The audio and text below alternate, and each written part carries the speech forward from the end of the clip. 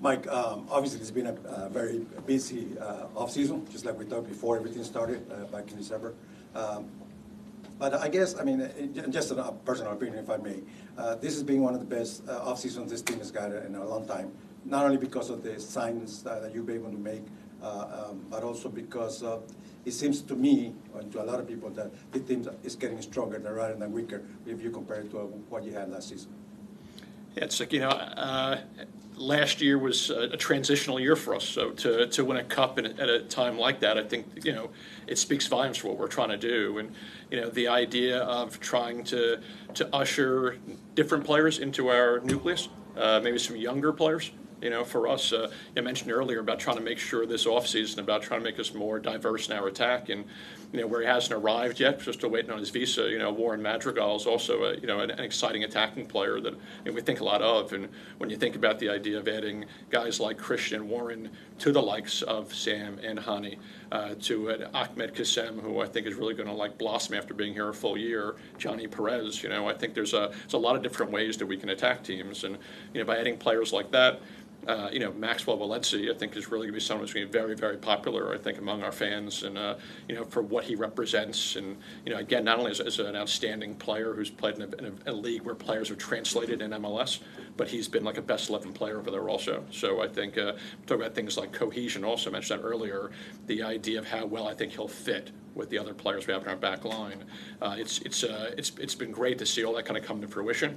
The preseason starts today as far as our players, and staff all descending down to Florida. But, the window's open here now for a couple months, and, you never know what will happen here with the rest of the window. We'll do Will and Ben. Mike, how satisfied are you with this team's depth to be able to compete in multiple competitions, adding Champions Cup, and how open are you all still to business to add more depth to be able to compete on all fronts? We learned a lot 2 years ago, the experience we had in CCC, the congested fixtures list that it presents. I think, sometimes you people who think like they know everything, to me, I think it was humbling from the standpoint of like how little we probably totally understood about that whole exercise. And, I think to pursue cups now, like CCC, Leagues Cup during the summer, I mean, you guys have all seen that. I mean, there's few leagues in the world we have to play so many matches in such a congested period. So I think for us to have more, if you ask BJ, he'll tell you more players to help raise the floor of the group. I think the ceiling clearly is raised, but also the floor is raised also. We're going to address the players for the first time kind of tonight and explain to them that, whether you're number 30 or 31 in the roster, or you're Christian Espinoza, you saw it last year. I mean, they've all been called on to perform at different times. And this year at more competitions, that much more. Go ahead, Ben. Just kind of looking at the overall roster right now, I know the window's going to be open for a while, but kind of how happy are you with where it stands? And maybe more specifically, kind of looking at Gaston Bruce, and I know he didn't play maybe as much last year as you had hoped when you brought him in, but kind of represented an important profile. Do you feel like you have the replacement for him right now, or is that an area you're still looking for? It's interesting because, you look at the guys that we have, our current guys in our roster, you probably have two players who probably are best after most comfortable them to dominate by their work rate, their ability to cover ground. Yazbek and Tagzith, both Pat and Eddie, both have the ability to change games by their ability to do things as much off the ball as with the ball. Gaston was a tremendous passer and, was someone who we looked at trying to add last year. And, as the year went on, maybe we also came to appreciate that we had someone we felt was, had some similar strengths, in a different package than Matthew Corcoran. So I would say Matthew maybe is a little different than Eddie and Pat. And I think from that standpoint, we were definitely kind of continue to be open-minded about potentially trying to add maybe someone else in that group as well. If we did, it probably sound more like what you're describing, maybe opposed to maybe someone like Eddie or Pat. We'll do Wes and Jacob, and we'll go to that side.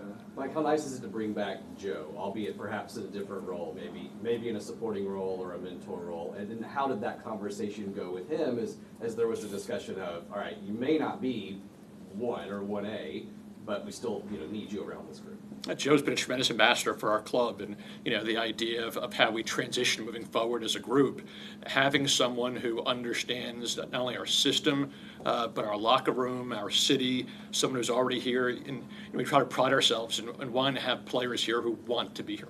I would say scouting is like identification, like going out and wanting guys. Recruiting is sales. For us, look, we had to recruit Christian to come here. But at the end of the day, we found out very quickly, he not only fit what we were looking for, he wanted to be in this group. To have someone like Joe who wanted to be here with Nashville SC, but also wanted to be in Nashville was important for us. And I think the relationship he already has with the likes of guys like Brian and Xavier, it only helps with that. Go, Jacob.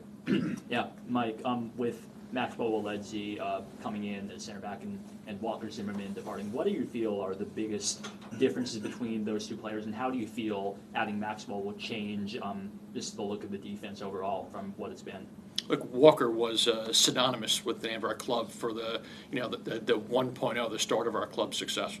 So when you think at the height of his powers, what he represented, especially in the prime of his career, it's hard to ask them to replicate those things. For us, Maxwell offers some of the things that Walker did. I think he's outstanding in the air. He's a good 1v1 defender, but he's also a little different also. I think athletically, he's played in a back three and a back four. Has played probably more as a left center back, more so maybe than someone like Walker would have. So he's a different type player, but also the stage of his career, he probably fits a lot better maybe than Walker would have at this point. What do you, Gentry, Corey, Valère?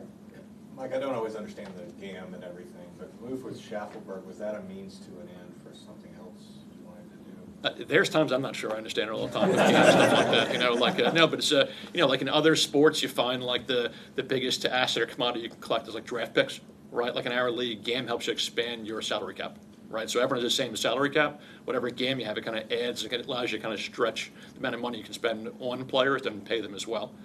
Someone like Jacob, it was an opportunity for us. I think a lot of times when you're looking at trying to buy and sell players, you look at trying to move a player when you think that their stock or value is the highest. The fact that we have a sell on that deal helps us that if he moves on somewhere from there, we continue to get more money on top of that. So, but the idea, sometimes you hear clubs talk about being like a buying club or a selling club. Some leagues buying or selling leagues. I say this all the time. Like, if you're going to be a good club, you have to be able to move players on and generate, I would say value out of them. For us, to be able to move Jacob when we did, it was a right time to do that. And for us, we've got to be open-minded when opportunity presents itself to us, whether it's in the long term, the future moving forward, which we're trying to develop young players, may move them on. But also, if we have players who are here that we have a chance to move on, better to move them when their value is the highest. Sometimes you have to do it a year too early, maybe, opposed to a year too late when they lose value. So for us, it was a necessity to do some other things we want to try to do this window. Sequencing doesn't always happen. Like sometimes we move a player, and then the fans will say, well, what are we going to do without X? Well before we had moved Jacob, we had kind of things in place, kind of like with Christian. So sometimes they don't always work in sequence as well as this one did. But the idea of moving Jacob when we did, it helped us from a cap standpoint, and helped us from a game standpoint for sure. Corey? And along the lines with moving Jacob and the new pieces you brought in, how much of the changes this year were about ball possession? Look, we were very committed before we even hired BJ to create a club game model, right? We wanted to play a certain way. Once we had a clear vision I wanted to play, then identifying the manager, where that was a challenging process, it became pretty quickly easy also, because he became the one that kind of fit for that. He was the best one to amplify how we wanted to play. Because of that, you had some players do a transition. Now there's some older players we need to kind of cycle out. Maybe bring some younger players to freshen things up. But maybe how you play is different also. There were some players maybe wouldn't fit as well playing one way as maybe another. And I think that happens sometimes in a lot of sports and a lot of teams. Valère? Mike, you won the first silverware in the club history last year, and unfortunately you don't have the opportunity to defend it this year. But you and BJ, have you set goals for this season that are specific, or targets maybe, and are you willing to share some of those coming into 2026? Look, I mentioned before about ambition, and I shared about the things that our club has accomplished, not just like in the history of our club, like let's say the first 6 years, but even the last 3 years, with the Leagues Cup, with Champions League. Those aren't like new ambitions for us, though. I think the idea of like us trying to pursue CONCACAF Champions Cup, us trying to win an MLS Cup. We've proven, year after year that this team does pursue playing an winning MLS Cup. I always say let's like mile markers. The goal isn't to like get in the playoffs, then go home for the off season. It's like I would say it's like a mile marker, like a road race. You can't get to MLS Cup until you get the playoffs first. So to me, it's not like getting the playoffs and you're done. Now you just move to the next mile marker. But for us, us trying you mentioned before ambition, signing someone like Christian probably magnifies or amplifies that. But, it makes it, it probably brings it, mentioned like amplify, it probably shines light on it brighter, but we've always have pursued that. So from our standpoint, the things that I'm comfortable sharing, I would say that those are things that haven't changed from one year to the next. Goes on for two more with Mike, if anyone has them. Nick? Mike, when it comes to just BJ kind of taking some of those risks last year, playing those younger players, as a general manager, does it make your job a bit easier to kind of approach the market as, we can go grab this guy and open and maybe a new window here, X, Y, Z? I joked with BJ, was the week before the New England game, and he was talking about putting Chris Applewhite in the lineup. I said, you never have to convince me to play like Chris Applewhite. It is the business of sport. You have to have assets to try to build to sell, and the reality is younger players are going to be more. They're going to have higher value than players who are older. So the fact that BJ demonstrated well before he was with us. To me, where his star shined the brightest, probably from his time with the U.S. national team. Very early on for me, I came to appreciate him well before he was the national team when he's in Philadelphia. And he gave guys like Brandon Aronson and Mark McKenzie opportunities to play. And for me, I wanted to have a manager that I kind of felt is that taking a risk doing that? It means most of the best clubs in the world play guys who were teenagers. So you have to have good players to do that. But we had to have a manager who was going to be willing to be brave and to play those guys. And clearly, BJ's done that. Mike, about Warren Madrigal, is that a guy that you've been, following for a while already, or is it something that just popped up somehow? Yes, mentioned different times we've spoken about a lot of times when you approach a window, it takes 6, 8, 10 months before a window opens when you execute a deal. Sometimes the question is before about with Christian, doing a DP spot now versus another time. Someone like Christian Espinosa, he was not going to be available for us in the summer. So we had to act when it was there, and probably for the first time since 2021, we had flexibility on our roster, cap space, game to be able to move when the time presented itself. Someone like Warren, we've kept an eye on, for a while. We've had success. You think about, at the height of his powers, Randall Leal in 2020 and 21. Albeit they're very different players. But the idea of looking at a club like Saprissa, looking at a country like Costa Rica, I think you find we've had a lot of success. Also, my favorite players I've ever had here in the club is Anibal Godoy. Players who have played in CONCACAF. Even if they're from a different country, I think they tend to assimilate and adapt faster. Whether it's the climate, whether it's travel, they tend to kind of be able to maybe to assimilate faster to our league, maybe versus somebody coming from a different part of the world. And I think the fact that we're, competing in CONCACAF Champions Cup, maybe someone from Central America might value and appreciate that maybe more than someone else. So I know Warren, we're still working through visa to get him back here. As a heads up too, I think as you start watching stuff for this week with preseason, for those American sports fans, I always joke the first week of preseason is kind of like pitchers and catchers reporting. Our owner will ask about watching practice, and I'll be like, man, why do you want to watch these guys just run?